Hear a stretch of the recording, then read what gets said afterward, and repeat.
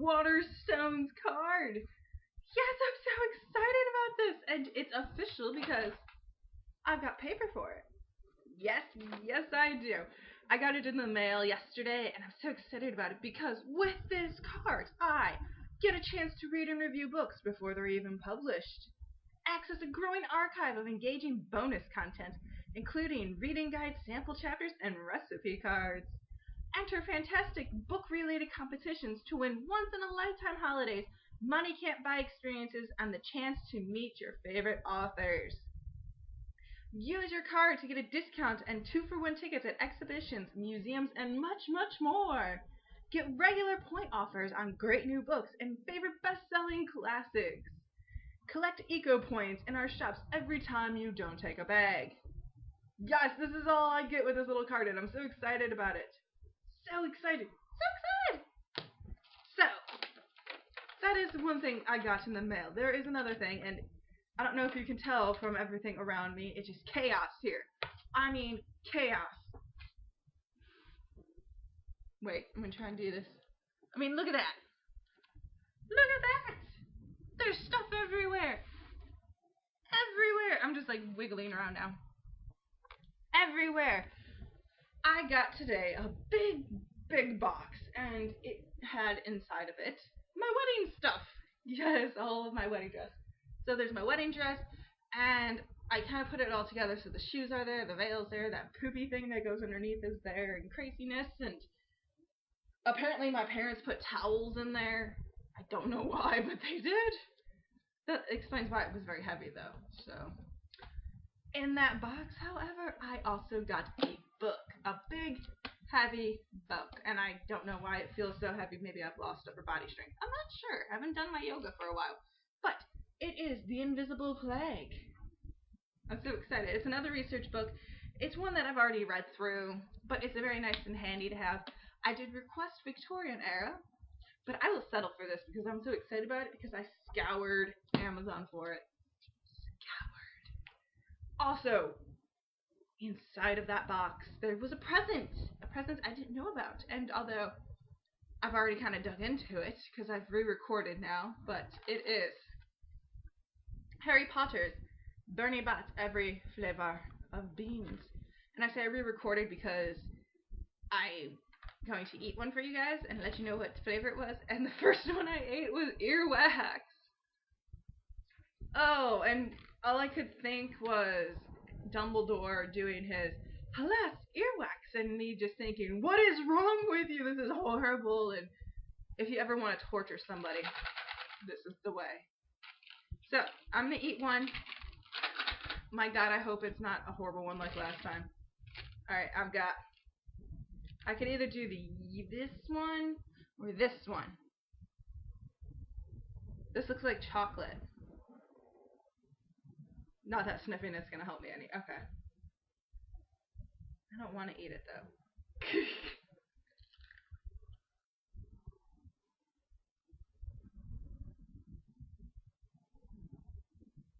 No, should have picked yellow. Oh, ew, it's sausage. Oh, what the? Ew. What is... Yeah. I don't know what this one is. I think it's lemon. I'm going to eat the lemon one. I'm going to be bold and daring and eat two. No, I'm not. That was sick. I don't like sausage. It's way better than earwax. However, with these little candies, they don't taste bad at first. It's when you kind of like are like halfway through chewing it, and then the taste just, oh dear God. That earwax was horrendous. But I'm gonna like just pick one out deviously, like look at the little things and match them up and give one to my fiance. I'm evil. So yes, that's what I got in the box today and the mail yesterday. So I'm all excited about it, but that's not why I'm here. No, it's not. And I've had a lot of coffee because I've been sick. And okay, you shouldn't drink coffee when you're sick. I've been told this thousands of times, but I never listen and I don't care. I've had lots and lots of coffee. But because I've been sick and I've been kind of under the weather since Monday, Tuesday-ish, and it's now Friday, I've had a chance to really go and put a dent in The Painted Bridge by Wendy Wallace. And when I say put a dent in, I finished it last night. Ah, yes! What I want to say now is, anybody, go find this book. Go, find it, buy it, and then come back after you're done reading it and discuss it with me. Go find it, somebody, please. Hardback, softback, e-reader, audio, I don't care. Go find it, go buy it, discuss it with me, because I have no one to discuss books with. And I thought about joining a book club over here so that way I can make some friends. No, I don't really want to. The one I looked at was a bunch of old people, and they're reading a book that does not interest me. I don't even remember what it's about, and although they did say no 50 Shades of Grey, and I was ecstatic about that, because I'm not talking about that kind of thing with old ladies. That's just sick. Ugh. Anyways, The Painted Bridge. I am back with my review, and I'm so excited about this. So, the last time, after my review on The Woman in Black, I discussed this very, very briefly. Literally very briefly. I read to you this little bit here that says, a devious husband, a Victorian asylum, and a wronged wife. And then, I read to you this little quote on the back that says, I am more sane than I have ever been in my life, and yet I look like a mad woman.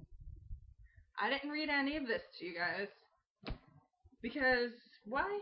I wanted to leave it like, what is the story about type of thing, although that kind of gives it away. A devious husband, a wronged wife, and a Victorian asylum. We know what's happening. So, I'm going to give you guys my own little synopsis before I get into the review, because I didn't give you a very good one before. Basically, you have your main character, Anne Palmer. Her husband, Vincent, works with the church. He's a reverend, and after an incident with Anne, he has her evaluated by 2 doctors and then puts her in Lake House Asylum. Well, tricks her. She thinks she's going to visit some friends, and that's not the case remotely. At the asylum, Anne is very kept to herself. She kind of shuns everybody. She feels she's not insane. She doesn't belong there, so she's not going to converse with the insane. She doesn't want to be seen as them or associated with them. And that's perfectly natural for someone who's been tricked into an insane asylum. You don't want to make friends and then start thinking, maybe I am like them. So, after that, she does begin to talk to some of the inmates, the patients, and she becomes close with one of them, Talitha Bates, and in that time, she discovers certain things about the asylum, and she kind of befriends a doctor. His name's St. Clair, and his way of diagnosing patients is through pictures. She kind of befriends him because he thinks that she is somewhat sane, that she's not completely insane, that she doesn't fully belong there. She does also befriend I don't want to call him the housekeeper, but the man who owns Lake House. And I hate his name. It's like Quiros Abs. I don't know. But she befriends his daughter, Catherine. In befriending his daughter, who wants out of Lake House as much as Anne does, they do escape. They they don't even really hatch a plan. It's kind of like a go for it and just do it type of thing. And they do escape. They go into London and stay with Anne's sister. Now, I don't know about you. I love my sister, but if I was trying to escape an insane asylum and I had like a little teenage girl next to me, I wouldn't go to my sister's house. I'm sorry. Love her as I might, and she is my best friend, and I trust her with my life, I wouldn't do that. They would look for you there. Anyways, so she goes there, and then after the daughter, Catherine, she does what she wants to do in London, and she runs away because her parents won't let her do it. Typical teenager. But they go back to Lake House, and Anne only goes to drop Catherine off to make sure she's safe. Her sister rats her out, and she gets thrown back into Lake House, where the head guy, Quiros, tortures her, only for a day. And then you get Macpiece, who is kind of like the one who watches over the patients, and she continues to torture Anne, even after Quiros kind of stops. So, you have that going on, and then you get into Vincent's point of view, you get a lot of point of views in this book, but you get into Vincent's point of view and you start seeing more into his life and how people are kind of reacting to his wife of 2 weeks missing. And he comes in from time to time to check on Anne to see how her progress is, and then just leaves her, and he's horrible like that. At the end, Anne discovers the truth about Vincent. She's released from the asylum, and she goes to live in Liverpool. There you go. There's the ending. However, as that kind of seems bland and boring, the story does flow very well, and it is very gripping. For instance, the reasons, and this is what I do love about this book, is the reasons that you think Anne was wronged or Vincent's devious are not the initial reasons. They're kind of like it, but they're kind of not. And the last thing you find out about Vincent really means he wronged Anne, and he wronged himself, and he wronged somebody else.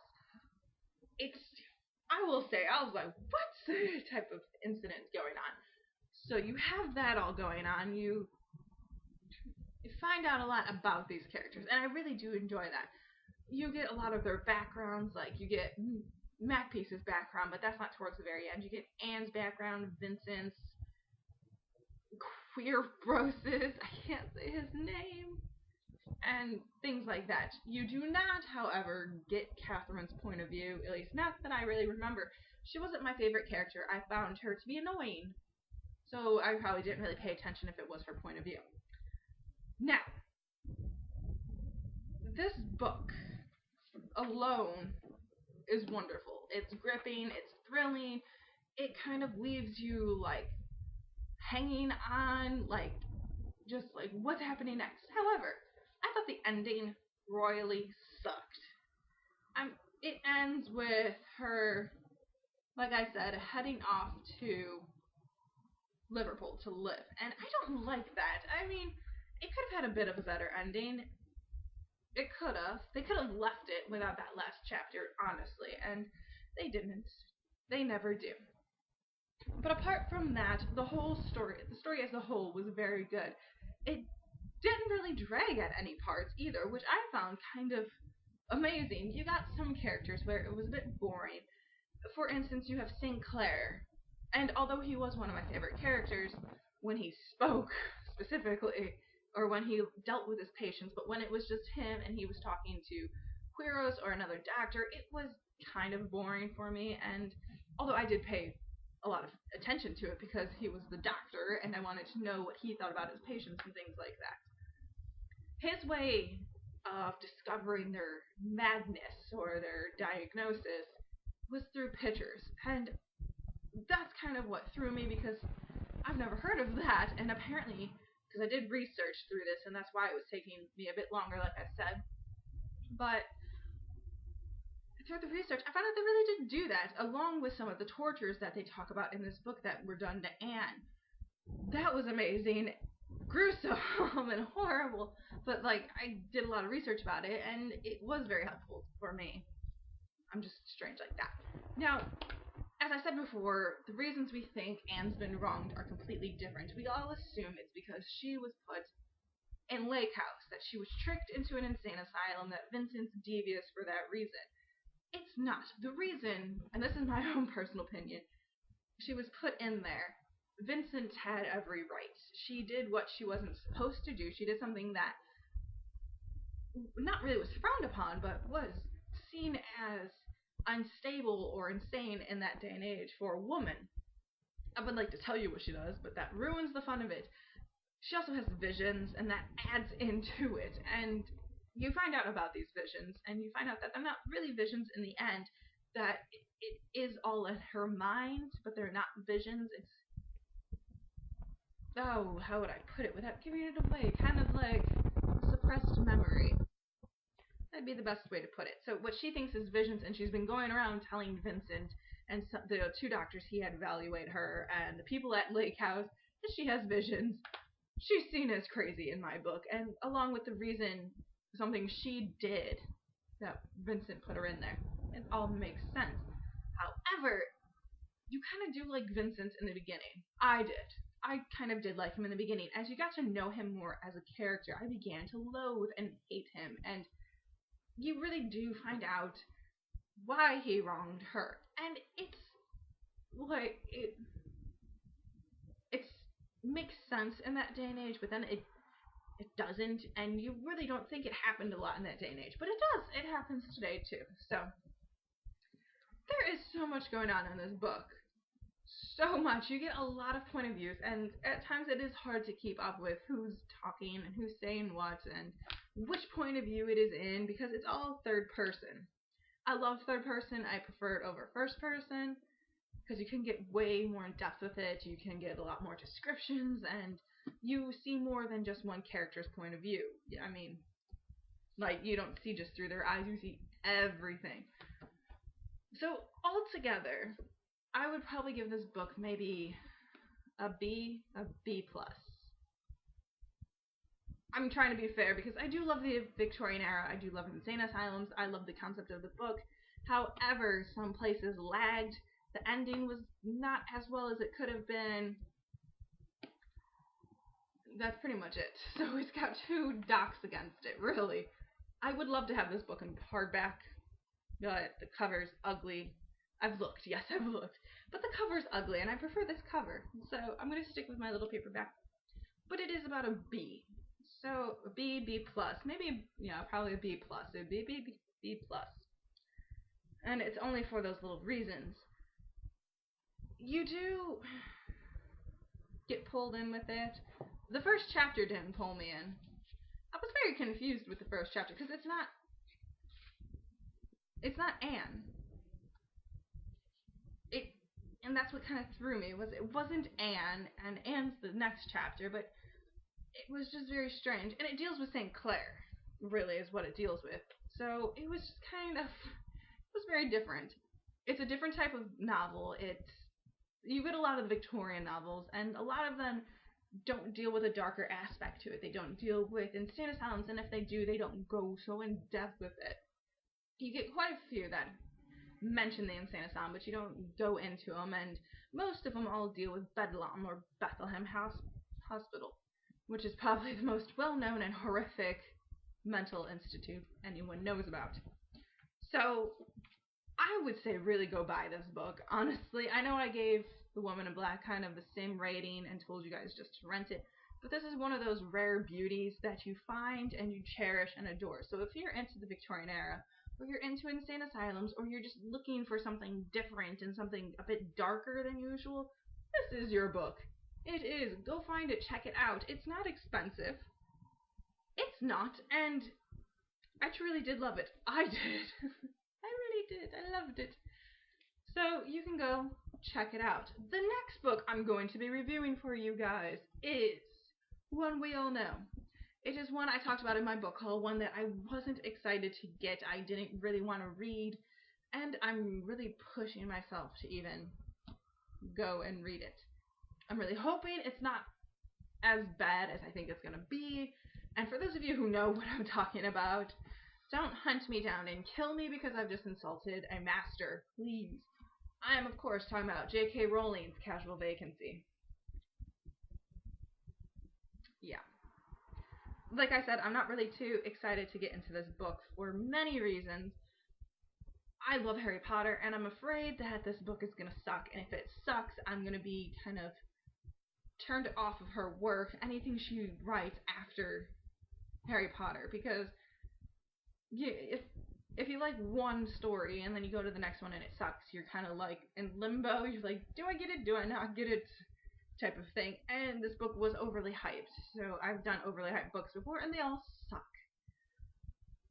So fingers crossed, because I swear to God, J.K. Rowling, if this is remotely like 50 Shades of Grey, like people said, I will find you and I will beat you with it. And I will buy the hardcover back just for the purpose of it. So I'm excited to get into. It's kind of, I really want to see how her writing changes from child to adult. So that bit of it I am excited about. I want to see if she pulled it off. I haven't heard many things about this book, which is kind of strange considering it was so hyped up. So I haven't heard if it was amazing or if it didn't live up to its expectations or things like that. So we're gonna see. We're gonna see. So I'm gonna read to you guys this little back panel here to give you a bit of an understanding of what this book will be about. So, in the idyllic small town of Pegford, a councillor dies and leaves a casual vacancy, an empty seat on the parish council. In the election for his successor that follows, it is clear that behind the pretty surface, this is a town at war. Rich at war with the poor, wives at war with their husbands, teachers at war with their pupils. Pegford is not what it first seems.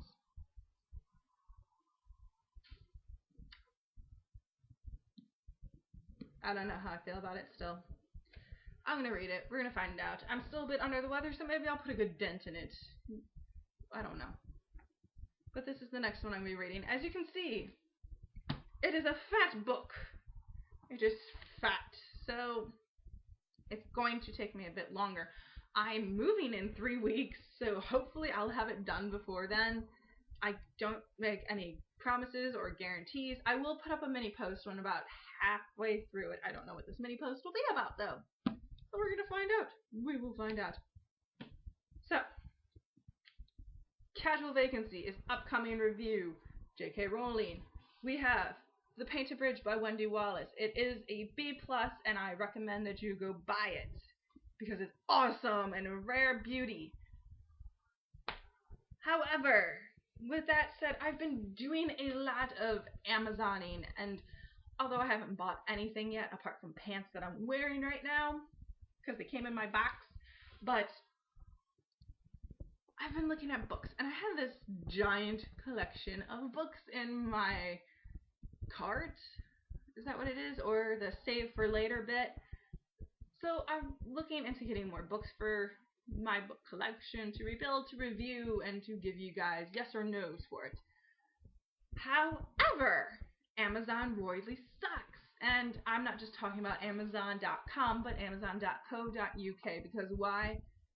If I shop off of Amazon.com, which is the American version, they don't ship to me. The bastards. Amazon.co.uk don't have the books I'm looking for. I don't know how and I don't know why, but they don't have some of the books I'm looking for. It infuriates me. However, .co.uk is a lot cheaper in my head because it's in pounds and they're like £5 or something like that. I did, however, find a site, and I will put the link below, and it's called Book Depository. Yes, Book Depository. I think I put it on my last link. I didn't talk about it, though, because I just discovered it and just kind of threw it on there. Book Depository is basically a little bookstore online. You can buy books on there, and they're not a hell of a lot cheaper than Amazon, but they do ship for free worldwide. So if I want, let's say what's a more American type of book? Dean Koontz, Odd Thomas. If I want that book, because I've looked online at the Amazon.co.uk and it's not there, or it says it's going to take like 3 weeks to ship to me, I can go to Book Depository, get it there, and have it shipped from America to me for free. It costs me about £5, but there you have it. So really, it's a very good site. I'm looking to switch from that to Amazon, and I will talk more about this later because I probably will anyways. I always talk about it. I will always talk about it because go there. It's so much easier than Amazon. Anyways, I will put, just to give you guys a bit of an idea, like price differences between Amazon and Book Depository. So I will do all my previous reviews, so you'll have City of Dark Magic, The Woman in Black, and now The Painted Bridge. I'll put up those and give you guys kind of a rough estimate of what it would cost you on Amazon and what it would cost you on Book Depository. Amazon, I probably will not include shipping because I don't know what they would ship. If they give me an idea of what they ship, like $2.80, I'll factor that in for you. I'll also specify if it's a hardback, paperback, if it's the same one I owned or not. So yes, follow the link below. Subscribe! People, subscribe! I also now have a Twitter. I hate Twitter. I really do hate Twitter, but follow me anyways, so that way you can have a better understanding of what I'm up to, because I don't even know what I'm up to anymore. I move in 3 weeks. I gotta start getting things ready and together, and I'm gonna keep this big box full of little packing corns. Packing peanuts, that's what they are, they're packing peanuts. I keep calling them packing corn, I can't remember what they're really called. So, yes. Keep posted for Casual Vacancy. Go find The Painted Bridge by Wendy Wallace, read it and discuss it with me. Go! I demand it. And until then, you guys, happy reading. Bye!